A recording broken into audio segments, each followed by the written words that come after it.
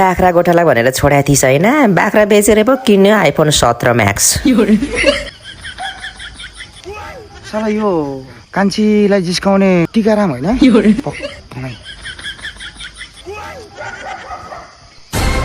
तिमी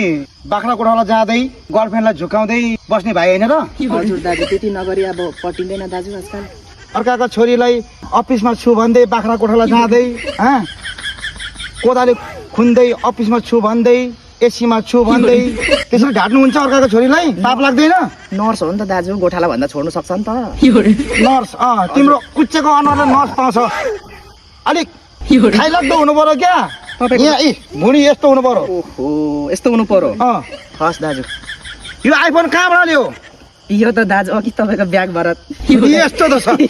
कस्तो छ फटा रहेछ नि